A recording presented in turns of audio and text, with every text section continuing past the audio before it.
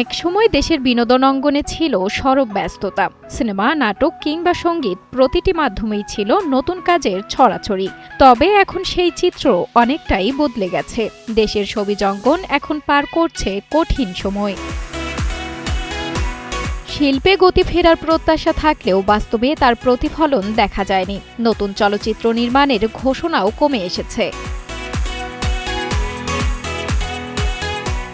বড় বাজেটের ছবিগুলো এখনও ঈদকেন্দ্রিক হলেও সর্বশেষ কোরবানির ঈদে মুক্তি পাওয়া কোনো সিনেমাই সুবিধা করতে পারেনি।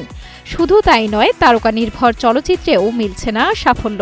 ফলে নতুন বিনিয়োগে আগ্রহ হারাচ্ছেন প্রযোজকেরা।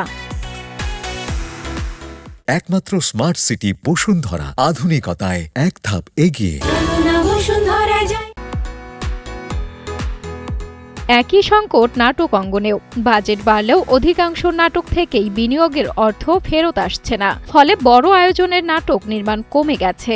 কাজের অভাবে অনেক শিল্পী বিকল্প পেশায় মনোযোগ দিচ্ছেন, কেউ আবার সময় কাটাচ্ছেন দেশের বাইরে।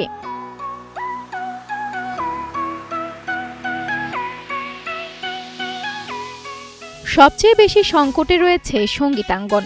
আগের মতো স্টেজ শো নেই, নতুন গান প্রকাশও কমে গেছে। আয়ের প্রধান উৎস কমে যাওয়ায় শিল্পী, গীতিকার ও সঙ্গীত পরিচালকদের অনেকেই কাজের অপেক্ষায় রয়েছেন। শিল্প সংশ্লিষ্টদের মতে দর্শক কমে যাওয়া, বিনিয়োগ ফেরত না পাওয়া এবং অনিশ্চিত বাজার, এই তিন সংকটের কারণেই স্থবির হয়ে পড়েছে দেশের বিনোদন শিল্প। পরিস্থিতি থেকে উত্তরণে কার্যকর উদ্যোগের অপেক্ষায় রয়েছেন সংশ্লিষ্টরাও।